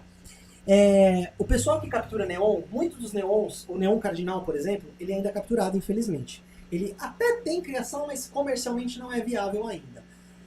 Existe um patógeno, uma doença, que é de um cocô de uma ave, que cai no rio, que assimila no neon e o neon fica absurdamente verde. Eu não sei se ele fica bioluminescente, mas me falaram por relatos, que eu não vi, tá? Que ele fica assim, absurdamente, você vê no água escura, né? Que esses animais são de água muito escura, né? Um tanino muito dissolvido na água preta, literalmente. Para facilitar os pássaros para predar, para o ciclo desenvolver desse patógeno. Nossa, olha, nunca ouvi falar, mas é muito possível. Parece até uma simbiose, talvez, entre as Bactérias, aves. Agora, sim, eu não ali. sei o que é, se é um vírus, se é uma bactéria, um protozoo, eu não sei dizer o que é. Pode ser Procurar saber, não bactéria conhecia, não. que produz. Mas olha que ali, bizarro. né? Bizarro. Pro ciclo do patógeno funcionar 100%, precisa contaminar uma ave No cara, é muita loucura. Cara. Incrível. Cara, A vida é evolução incrível, muito né? louca. É muito louca. É muito louca. Sabe? E agora a gente está começando a descobrir mais, entender melhor essa questão, tanto da bioluminescência como da biofluorescência, que Qual hoje que a é a gente tem. diferença? A biofluorescência é o É o neon. neon, tá, Ele tem beleza. proteínas que absorvem a luz do Tá. ambiente e devolve, reflete. reflete. Bioluminescência você produz, né? Ou você faz simbiose com quem produz, no Tá. caso do peixe diabo. Tá. Mas hoje a gente consegue detectar melhor isso, né? Porque a gente tem equipamentos que hoje conseguem medir o comprimento de onda e detectar, nossa, não, esse bicho, ele tá emitindo luz de alguma maneira. Aconteceu com o ornitorrinco, né? Bicho Tem bizarro. tartaruga de água doce, algumas espécies já foi detectado que elas têm um certo nível de Cara, que biofluorescência. loucura. Eu não sabia. É testar, Que é da questão de hora. testar, sair, né, com equipamento e Diferente dos... testar. Vocês já devem ter ouvido falar dos glowfish. Os glowfish são tetras modificados geneticamente com proteínas de água viva que eles brilham. Eles têm uma... Entendi. Não é uma bioluminescência, mas eles são completamente coloridos. E são extremamente proibidos aqui no Brasil, tá, gente? Se for numa loja, não compre, isso dá um BO desgramado. Não sabia. Já teve loja fechada por causa disso, então evite esses animais. E o grande problema é que, Paulistinha também, sabe o Paulistinha? O Dani Zebra? Sim. Ele veio de algumas importações com essa genética alterada. Só que o que acontece? Eles foram misturando com os normais, e assim, a olho vivo, depois de um tempo, perdeu essa bioluminescência. Essa fluorescência, no caso. Só que o pessoal do Ibama vai lá com a luz negra. Aí aquele treco brilha. O que acontece com a loja? Então tome cuidado, amigo lojista. Guarde as notas fiscais, compre de lugar sério. Que isso... Ah, mas é um Dânio Zebra, não é nada que tá em extinção, nada. Mas pra você não se ferrar, compra do lugar sério, tá bom? Só fica a dica aí pro pessoal que, né? Importante. E deixa eu fazer uma pergunta pro Brunão. Existe, juntando os dois mundos aqui, tá? Existe répteis marinhos que a gente sabe que, não digo abissais, mas assim, iam para profundezas maiores? É. Existe alguma coisa para provar isso? Existe? Boa pergunta, né? Como é que a gente saberia disso se só sobra o esqueleto deles? Será que os mergulhos profundos geram alguma marca no esqueleto ou na anatomia que a gente consegue ver? E sim, tem algumas evidências disso. Legal. Primeiro, você tem bichos que têm um olho muito grande. Tem um músico que eu que eu até perguntei, né? Exato. Um deles é o Ophthalmosaurus. Nossa, que nome... Perfeito, né? Você pensando lá no oftalmo e é um ictiosauro ali, ou lá, pois não, né? Isso dá uma camisa, hein? Aí, ó. Olha. O oftalmossauro, é verdade. Isso ó. dá uma camisa. Ó, eita, eita. Ele vestido fala, olha isso aqui, né? Ou apontando, talvez, a O que que varinha, você né? tá Para olhando? aquelas letrinhas, né? Pronto, Pequenininhas. agora a conversa já foi. Oftalmossauro. Ferrou. Mas a gente tem alguns ictiossauros que têm os maiores olhos conhecidos entre todos os vertebrados, marca de baleia azul. Caraca. Então, são bichos que tinham um uma olho lapa. de 25 centímetros. É aquele prato grande de comida, sabe? Não é um pratinho regular de comida. É a lapona, assim, disso aqui, um olho dele. Enorme. E para que você precisa de um olho tão grande? Normalmente, para você realizar mergulhos mais fundos e você pegar o resquício de luz que tem ali. Então, você vai ter qualquer sensibilidade à luz, você vai pegar. E você tem uma outra evidência também, que é a evidência de doença descompressiva. Quando a gente vai mergulhar em certas profundidades, conforme você faz curso de mergulho, você pode ir até uma certa profundidade, né? O curso básico é o quê? 40 metros, não é? Eu acho que é. Acho que é 40 metros você pode ir. Para você ir abaixo disso, você É precisa de outra curso coisa. específico. É menos de 40. Porque aí a mistura do gás É que outra. você vai respirar é outra. Não pode ter a mesma quantidade de oxigênio, então senão isso forma bolhas. Conforme você sobe e descomprime, Você se lasca todo. isso forma várias bolhas e essas bolhas podem causar aneurisma. Ela bloqueia, né, o fluxo sanguíneo em algum lugar e forma um aneurisma, um AVC, alguma coisa assim. E isso pode gerar lesões. Lesões dos vasos sanguíneos, que levam à interrupção da circulação sanguínea para um osso, por exemplo, e gera lesão no osso. Ah, não sabia que dava pra... Pode Que gerar legal. esse tipo de lesão. Então, quando a gente olha os fósseis, a gente olha para os ossos e você faz um corte histológico, você corta ele, fatia, e olha no microscópio para ver que tipo de tecido está ali por trás, às vezes você enxerga lesão relacionada a mergulhos em mar profundo. Mostra de doença descompressiva. Você fala, nossa, como é que o bicho aguenta? Você até perguntou para Amanda. Às vezes ele não aguenta. Às vezes ele vai morrendo com o tempo. Porque vai causando essas lesões. E tem bicho até hoje que provavelmente mergulhou um pouco mais fundo do que deveria. Esse cachalote louca da vida, sei lá, né? E morreu. E morreu no desespero, na fome. Eu quero achar comida. Ou minha presa está indo mais profundo, eu vou perseguir. E morre. Tem vários mecanismos para evitar, mas há um risco. Ou, tipo, calculou errado, não consegue subir de volta para respirar. Você foi mais fundo? Pode acontecer. Pode né? acontecer, os bichos morrem também. A pessoa acha que a natureza é perfeita, Não. ele sabe exatamente o que está fazendo. Não, velho, tá todo mundo perdido. A gente, eles, assim. E isso que é a evolução, tipo, é uma seleção. Aqueles que erraram no cálculo morreram e não gera mais descendentes. Então a gente tem os cálculos desses animais do passado, esses répteis primitivos, que talvez morreram até pela própria doença descompressiva. Eles mergulham fundo demais. E acabou, eventualmente. Não que morreu no mergulho, Sim, mas ele volta, sim, fica meio sim. tonto, tem um AVC, tem um infarto Sim. e acaba morrendo. Então, sim, nós sabemos que tem esses répteis que davam mergulhos profundos. Quão profundo era, não dá para saber. É complicado. Era mais baixo que 150 metros. Agora, se era 200, 250 ou 1000, não sabemos. É que assim, quando a gente pensa em... Eu vou falar uma coisa minha, tá? Quando a gente pensa em répteis marinhos, vem na cabeça pra mim, tipo, a tríade, né? O ictiosauro, tipo, um elasmossauro da vida pescoçudo e os mosassauros. Só que dentre esses três tem uma cacetada de réptil. Cara, eu peguei um panfleto, eu preciso até imprimir esse panfleto, de várias espécies, do Triássico até o Cretáceo, de espécies marinhas que aconteceram. Gente, tem cada bicho bizarro. Exato. Cara, tem uns bichos que é meio tartaruga, meio quelônio, meio sei lá o que, tem umas placas ósseas embaixo. Ah, vocês até fizeram um vídeo há um tempo atrás. Tem a tartaruga de meio casco. Cara, é muito errado isso. Tem um que eu gosto, que é o Tanis Trofeus. Que ele o pessoal acha que é parente do elasmossauro, porque ele é pescoçudão também. Mas Não tem nada a ver, é outra linhagem. É convergência evolutiva. Convergência evolutiva. E por que para pegar peixe mais rápido? Será? Provavelmente, né? Uma coisa é que assim, qual que é o principal sistema de defesa dos peixes? Que é muito difícil pra gente pegar um peixe com a mão. Linha lateral. Porque assim, o peixe tem a linha na lateral que ele sente a movimentação da água. Por isso que assim, você não consegue pegar com a mão rápido. Você pega um peixe aqui, ó. Então, exato. Às vezes mesmo com pulsar artifício. Não, eu tenho que apagar a luz, ele está tudo dormindo, mas então, e olhe lá. E olhe lá, e é difícil. Porque o sistema de linha lateral na água funciona muito bem. Então, os bichos... micro diferença de pressão para eles já é oh, meu Deus, tem alguma coisa aqui. E aí, por que o pescoço longo funciona? Pensar num elasmossauro da vida. Porque quem está movimentando mais água é o corpo. Então, o deslocamento da água, o bicho está calculando pelo corpo. Então ele fala, beleza, tá longe ainda. Sim. Mas daqui a pouco aparece uma cabeça do seu lado. E geralmente uma cabeça pequena. E geralmente uma cabeça com um dente pontudo. Então isso bagunça o sistema de linha lateral dos peixes. Por isso também seria o focinho do boto. O focinho alongado. O gavial, daquele jeito. Tudo isso. Até o dos peixes de bico que a gente falou, o espadarte, o marlin, mesma coisa. O leptosteus mesmo, né? Sim, exato. Bico. Sim, tem, que mais? Peixe-serra, tubarão-serra. A serra também é pra isso. O tubarão-serra é parte de tubarão? A raia?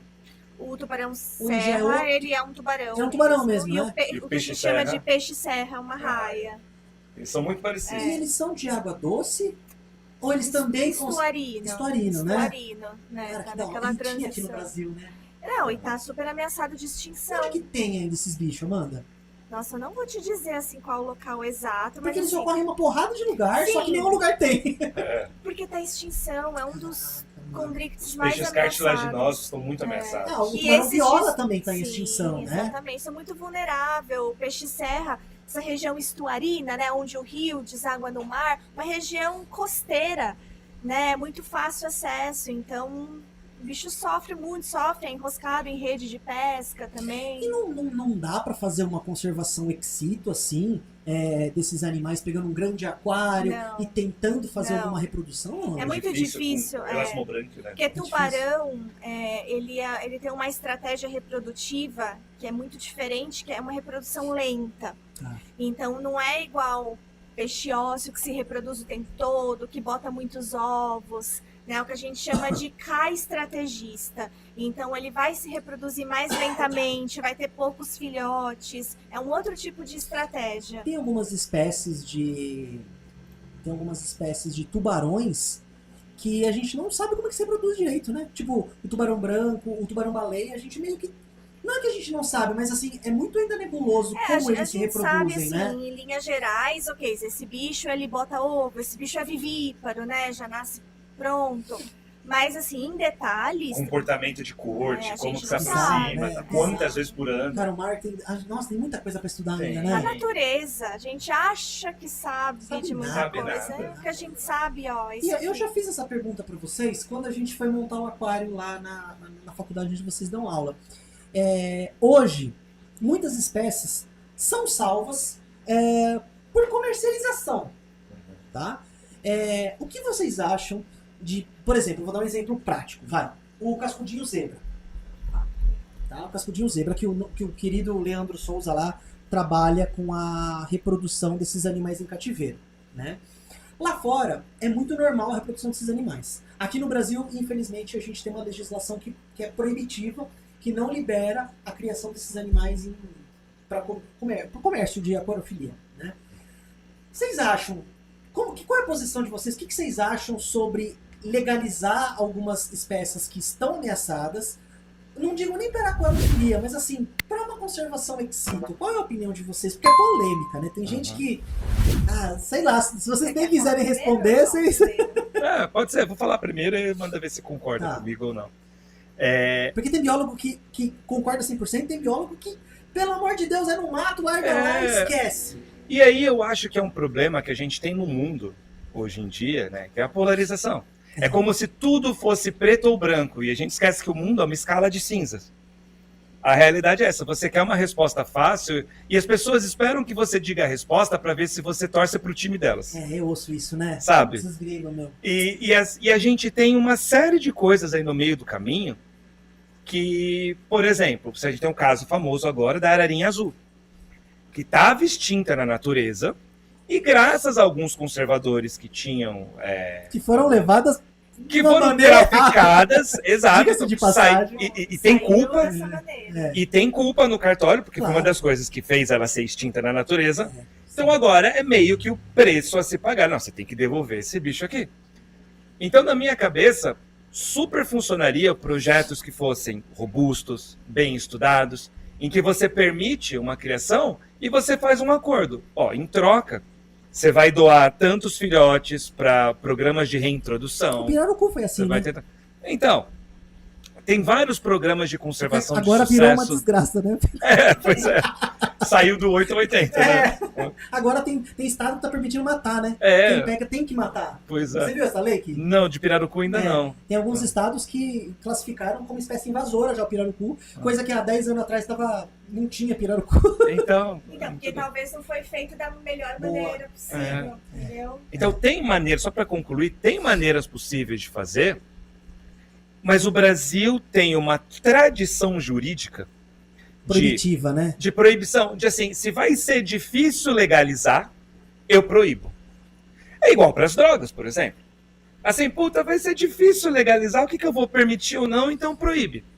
Só que, na verdade, assim, o álcool é uma droga e é permitido. O celular, a ultimamente, é uma droga, né? Exato, O né? Instagram é uma droga. O Instagram é uma droga, vicia e tal. Você viu que tem gente processando o Instagram nos Estados Unidos? Ah, não? Por quê? Porque causou vício, estão processando a meta. Porque lá eles processam tudo. Por qualquer Nos coisa. Estados Lá a Unidos, cultura é muito de processo. Então é uma cultura muito de processar.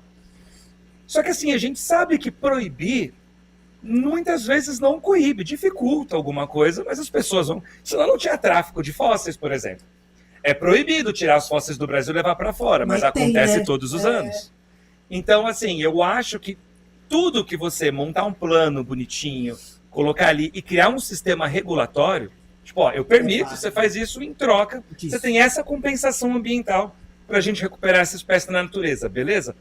pô, pra mim, win-win, sabe? Dá pra todo mundo ganhar. Claro, aí vai ter que fiscalizar. Vai ter que fazer Esse que é o problema, às vezes, né? o problema às vezes não é nem a legislação, é a fiscalização. Mas eu acho que tem que andar. Tem que avançar, porque senão a gente já chegou num ponto onde, basicamente, nós domesticamos o planeta Terra. A gente chegou num ponto onde as espécies que vão continuar vivas são aquelas que a gente quer que estejam vivas. Isso então, é bizarro é muito nisso, triste, né? assim. É um egoísmo humano, né? A gente dominou tanto esse planeta que a gente só vai ficar vivo aquilo que a gente permitir. Por isso a gente tem que criar regras, falar, ó, pelo amor de Deus, essa área aqui você não vai desmatar. Porque senão você vai extinguir todas, as últimas espécies estão aqui. Então você precisa desses mecanismos. Então, dizer que não, é só não mexer mais, é uma inocência, eu acho, como se as coisas fossem consertar sozinhas. Porque a preservação, Brunão, me corrija se eu estiver errado vocês dois, tá? Cara, a preservação hoje eu vejo... Hoje, eu não sei, na minha época de faculdade tinha muita gente apaixonada. E assim, eu não tiro mérito, porque eu acho que tem que ser apaixonado sim. Só que tem uma hora que você tem que ser pragmático, a paixão sabe? não paga conta, por exemplo. Entende? O que você acha sobre isso, Amanda? Eu concordo com o Bruno, eu penso da mesma forma, então não tem que ser 8 ou 80. E o mesmo... E também depende da... Desculpa te cortar. E depende da espécie. Tem Exatamente. espécie que dá e tem espécie que não dá. É isso que eu ia falar. Tem que né? ser viável. E o meio termo, ele não é o em cima do muro. O meio termo é entender que existe uma complexidade e que você vai precisar ter um estudo muito grande para avaliar se para aquela espécie é viável ou não, o que é viável, o que não é. Então, tudo tem que ter um plano. Eu tive, no meu mestrado, uma experiência com a pesca. Né? Então, no mestrado, eu trabalhei com pesca marinha, pesca artesanal. E a pesca tem muito disso, né? Então, você tem espécies que foram pescadas intensivamente e aí o bicho começou a ficar ali, né? Entrar em colapso, ameaçado, e aí, de repente, proíbe. Só que no que você proíbe, você tem uma série de pessoas que dependem daquilo para sobreviver. E a vida dessas pessoas. Né? E aí, o que você faz? Então, o correto seria você ter esse estudo, né? E aí entra a biologia pesqueira, né? Nesse ponto, para avaliar o real status ali daquela espécie e ter um modelo ali de gestão do que é possível. Então, ok, vamos fazer o defeso dessa espécie, que é aquele período em que o bicho está se reproduzindo, você não pode pescar. Que mesmo tendo, já dá cada coisa ruim. Mas é uma medida ali de gestão pesqueira. Sim. Né? Então, tem né? medidas que assim, não, nessa época do ano não vai pescar, ou pode pescar X quantidade, acima disso não pode. Ou X tamanho, o bicho desse tamanho vai poder, desse outro tamanho não vai poder. Então tem várias medidas. Os poréns, né? E tem espécie que tem que proibir mesmo. Por quê? Porque os estudos estão mostrando que aquela espécie vai demorar muito tempo para se recuperar. Então, nesse caso, você vai e proíbe. Com a criação, é a mesma coisa. Mas, sabe uma coisa? Desculpa te cortar, Amanda, mas assim, uma coisa que eu fico pé da vida, às vezes, com a legislação brasileira é o seguinte. Axolote. Se não fosse a criação, não ia ter mais axolote. Porque elas vivem num lago lá no México, que só tem um lugar e acabou. É um tipo do bicho que, cara, se soltar em qualquer aguapé aqui, qualquer coisa vai comer elas. Porque elas são bocós, muito bocós. É um bicho que eu não imagino na natureza. É tipo flamingo. Cara, como é que existe flamingo? Mas é porque eles têm um habitat muito específico, não, sim, né? Sim, mas o que eu quero dizer com isso? O habitat dele tá zoado. Já quase não tem axolote na natureza. Ou se tem, cara, é muito pouco. E no aquário é um bicho que se dá muito, muito bem. Tanto para criar como para manter. É um animal que a galera ama. É um bichinho bonitinho, né? E assim, será que proibir é a melhor forma? Sabe? Aí tem que ver os estudos do axolote. Sim, aí sim. eu não vou saber te responder. Não, eu só trouxe como um exemplo. Porque assim, o caso do aquariofilia, né, do aquarismo, é muita questão do que depois a pessoa vai fazer com aqueles bichos. Porque tem muita gente que é inconsequente, pai, não quer mais o bicho, solta no ambiente. Tem Oscar na bacia do Paraná. Tem um peixinho chamado Mato Grosso, que, tá no Brasil inteiro. E ele não é um bicho do Brasil inteiro. Pirarucu, tucunaré. Tucunaré já é praga. Assim, e o tucunaré também vai entrar nessa lei do pirarucu. Que pegou, mata. Porque ele é um caçador top, é um baita de um caçador. Come qualquer coisa, generalista. cuida dos filhotes. Sim. Então assim, Precisa legislar, precisa ter uma lei ali, né, proibir, controlando. Então, assim, eu sou a favor de manter criação e tudo mais, só que tem que ter estudo, Boa. tem que avaliar a espécie e tem que ter um treinamento também para quem está cuidando, sim. né, para Sabe quem compra. uma coisa que eu acho que falta na coreofilia? Água salgada não tem tanto isso. Por quê? É caro. Entendeu? Então o pessoal vai cuidar de uma certa forma porque foi caro. Agora você pega um neon, 3, 4 reais um neon. Ah, morreu. E cara, eu sou apaixonado por esses animais. Antes de pensar no animal, eu quero montar um ambiente. Esse aqui eu pensei no ambiente amazônico. Exatamente. Entendeu? Que é um bicho aquático. E aí Sabe? o que acontece é que às vezes criança quer um bichinho. Aí o Lembra daquele vídeo que vocês fizeram comigo? Vou deixar no link aí, falando sobre beta não é brinquedo, né? Porque às vezes a criança quer um cachorro, quer um gato, vai falar, ai não, vou dar um peixe que é mais fácil. Não. Eu até entendo, Não é. Amanda, que assim, a gente vive em São Paulo. É muito mais fácil ter um aquário do que um gato, Sim. um cachorro. Sim. Esse porém eu entendo. Mas tá na mão também de muito lojista, Amanda e Bruno, que quer vender a todo custo e não explica que tem que ciclar o aquário. Porque assim, você tem que pensar no aquário como ambiente. Essa que é a diferença do aquário e do cachorro. O cachorro fica no seu sofá, na sua sala, com você de boa. O peixe não, você tem que montar um aquário, você tem que manter as condições. Por ser um bicho capturado, prestar mais atenção ainda naquele ambiente para você dar a melhor condição possível para aquele animal. É por isso que a chave de tudo é a É educação. verdade. É educação para qualquer coisa. Educação de qualidade resolve Incrível os como problemas. educação, cara, em 10 anos a gente mudaria o Brasil, né? Se a gente pegasse firme na educação, né? Fácil. Em todos os aspectos. Sim. Educação no geral, criminalidade, cara, civismo. Porque a educação dá perspectiva. Você entende o mundo de uma forma mais ampla. Você amplia a sua visão. Te dá mais empatia. Você se põe no lugar do outro e você fala, caramba, olha só, é verdade. Cria menos egoísmo e mais altruísmo. Então é isso.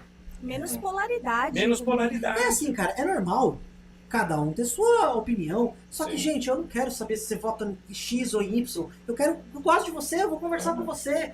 Sabe? A gente não é inimigo. Né? Isso se tornou, gente, é um negócio que tá tão chato, sabe? Teve gente que já recusou vir aqui. E eu não sou, desculpa a palavra, eu não sou porra nenhuma. Eu quero que se dane político. Eu quero que todo mundo se dê bem, todo mundo fique bem e acabou. Todo mundo ganhe dinheiro, todo mundo não seja assaltado na rua. Eu quero bem pra todo mundo, não é questão de política. Sim. Entendeu? E é duro, né, cara? É duro. E aí, realmente, a educação é o que vai salvar esse nosso Brasilzão, né? É por isso que a gente faz tanta coisa. Que a gente Parabéns. faz o que Vocês são, faz. Porque vocês são precisa. demais. Vocês são demais. Precisa. É isso. É isso. Vamos caminhando pro final. Eu gostaria de pedir para vocês se inscreverem aí no canal, por gentileza. Segue a gente lá no Instagram também, vou deixar o link aí. Sigam a gente. Pessoal do Instagram, segue a gente no YouTube, por favor. Vamos fazer esse intercâmbio da galera aí. E eu queria que vocês falassem um pouco, agora caminhando pro final, dos projetos de vocês, que eu sei que tem cada projeto da hora, que olha, se eu tivesse grana, eu ia. Mas conta aí, Brunão e Amanda, me fala desses projetos aí. Olha só, um deles que a gente está fazendo agora, que é um sonho pra gente. Imagina. A gente vai levar uma Vocês devem galera... estar felizão, Nossa, né? demais. Pra África do Sul, em outubro deste ano, 2026. Da hora. Se você quiser saber também, é só lá zoomundo.com.br. Tá no link, deixa eu só... Beleza. Ó, pessoal, tudo que o Brunão vai falar, depois ele vai mandar o link, tá tudo na descrição aqui, tá? Então, sigam lá, mexam lá, encham o saco deles também, tá bom? É isso aí. Porque, ó, cara, a gente vai ver os maiores animais terrestres do mundo É a hoje. nossa megafauna atual, A né? nossa megafauna que sobrou na África, né? Legal. Foi embora de tudo que é canto, mas na África ainda resistiu.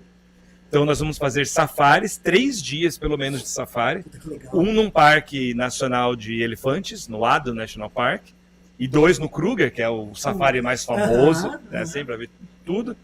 A gente vai ver a maior colônia de pinguins africanos do mundo. Vai ter aquele passeio de Jeep. Vai Vai ter, ter exato. Eita, que da Vai hora. também, pra você ver os bichos mesmo. Da tudo. hora. Vamos visitar também a caverna que tem a maior quantidade de fósseis de ancestrais humanos do mundo. Que da hora. Tem Australopithecus, Homo habilis, vários.